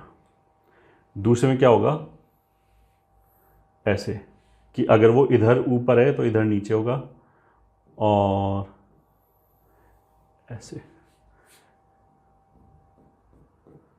1 0 -1, यहाँ 1, ये -1। हाँ, तो इसमें ही वही होगा। देखो फर्स्ट क्वाड्रेंट से ही देख सकते हैं, जो यहाँ पे हो रहा था वही यहाँ पे होगा।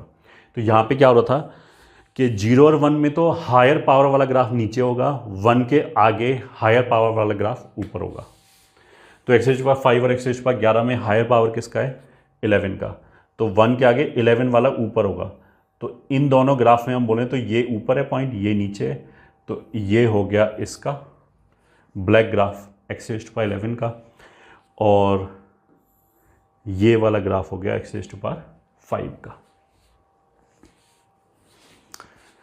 जिसको दिक्कत है समझने में कि ये कहाँ से आ रहा है, कैसे आ रहा है, ऐसे ही क्यों आ रहा है, तो उसके लिए एक एक्सप्लेनेशन वो तो है ही अपना कि हमने पॉइंट रख के देखे, फिर जो जैसे एक्स का वैल्यू 1 रखा, वाई का वैल्यू 1 आ गया, एक्स का वैल्यू 2 रखा, फिर वाई का कुछ वैल्यू आया, उनसे हमने पॉइंट्स डिफाइन किए, उन पॉइंट्स को ज्वाइन किया, तो वहाँ से आ रहा है ग्राफ, ठीक है।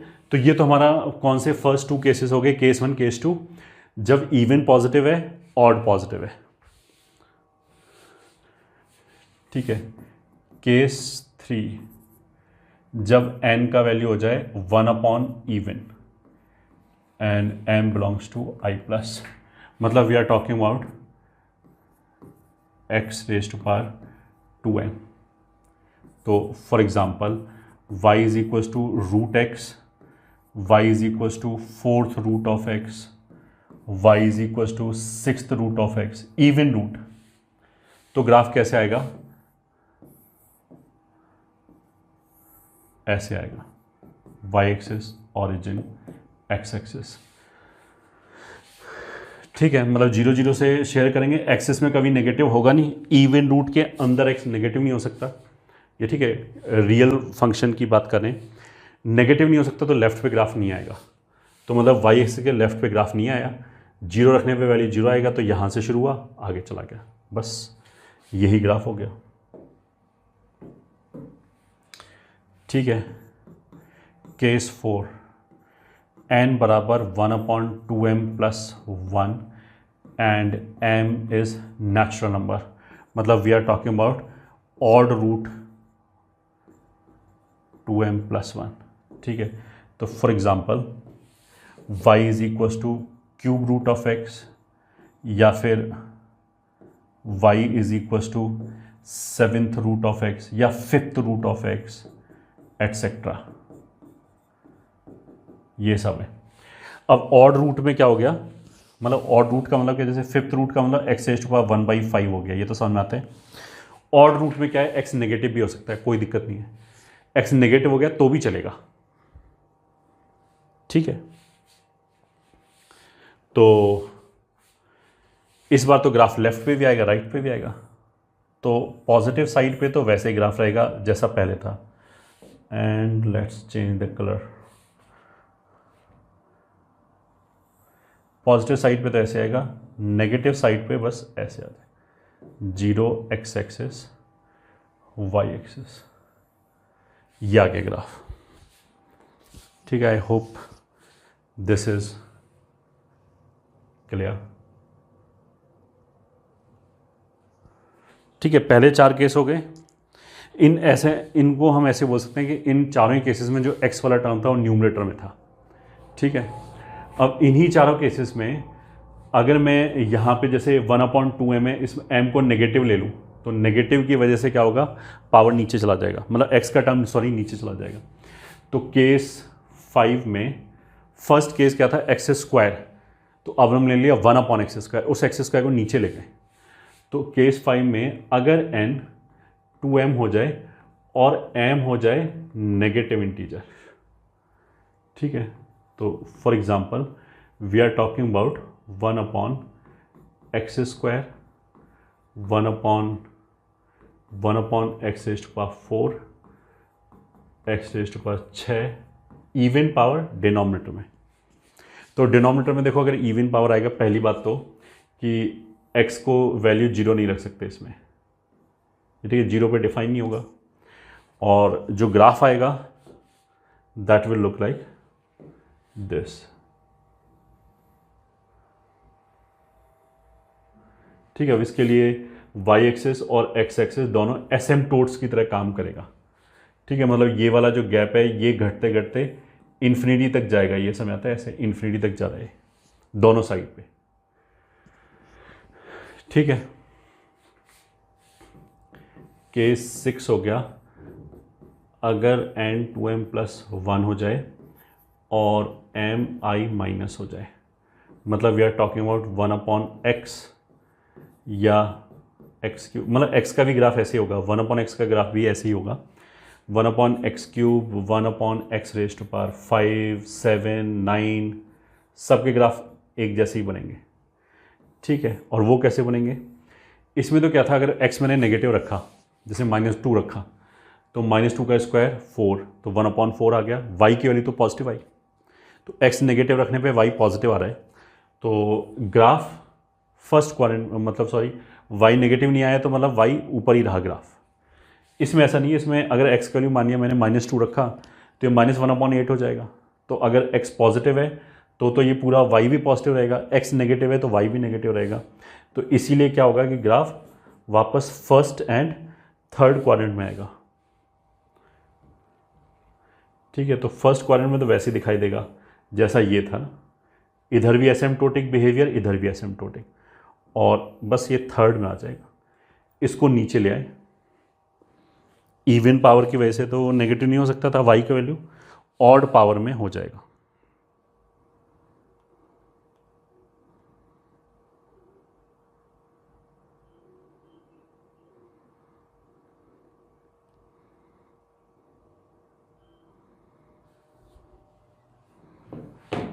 ठीक है, तो ये हमारे हो गए 6 केसेस। तो ये था even integer, odd integer numerator में, डिनोमिनेटर में। ये तो केस 1, केस 2, केस 5 और केस 6 हो गए। फिर 1/इंटीजर न्यूमरेटर में ये हो गए, डिनोमिनेटर वाले अब 2 केस और बचे हैं।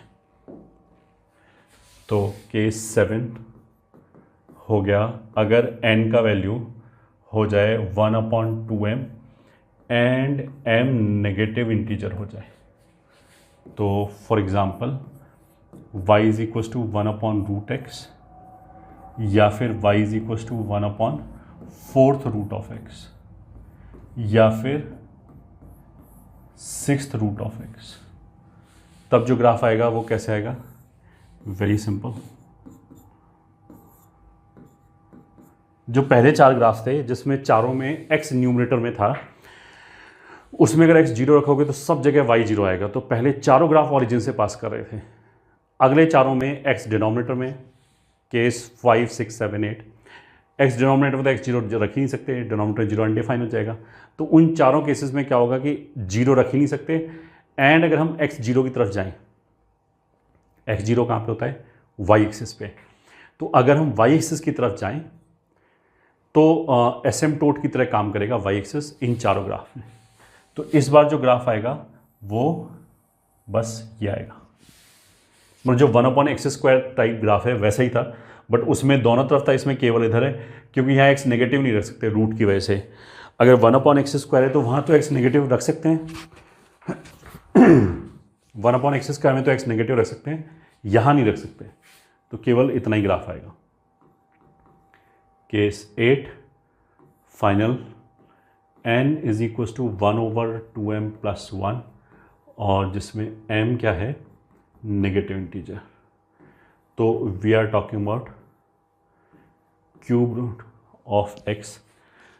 फर्स्ट रूट ऑफ x कुछ होता, मतलब फर्स्ट रूट कुछ होता नहीं है, तो इसलिए यहाँ 1 नहीं लिख सकते, या फिर 5th रूट या फिर 7th रूट या फिर 9th रूट 11th रूट, कुछ भी। इस वाले केस में जो ग्राफ आएगा तो वो दिखने में एग्जैक्टली वैसा ही होगा जैसा 1/x³ का था, वैसे ही ग्राफ इसका होगा, दिखने में तो ऐसे ही होगा। तो यू कैन सी कि ये वाला जो ग्राफ है, जैसे 1/x³ 1/x का ऐसे ग्राफ बनना था, ये दोनों एसिम्पटोट की तरह काम कर रहे हैं, तो इसमें भी एग्जैक्टली वैसे ही ग्राफ बनना है। ठीक है, शेप वाइज वैसे ही है।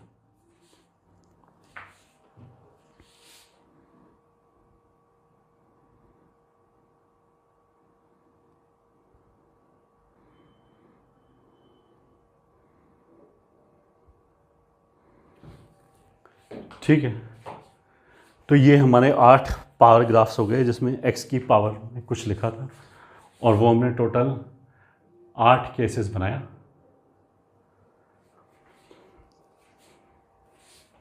तो इन सभी ग्राफ्स को अच्छी तरह याद करना है हमें, और किसी भी तरीके से याद करो, बट जैसे ही ये बेसिक ग्राफ, अभी तो और भी बेसिक ग्राफ आएंगे आगे के लेक्चर्स में, जैसे ये ख़त्म होगा उसके बाद each and every curve graph should be on our tips. मतलब ऐसा नहीं कि हम बोलेंगे 1/x³ कैसे बनेगा तो हम बैठ के सोच ही रहे पता नहीं ऐसे बनता था या ऐसे बनता था, ये सब नहीं। द मोमेंट आई सेड कि 1/x³ कैसे बनेगा, हमें तुरंत ड्रॉ करना आना चाहिए ऐसे बनेगा। ठीक है।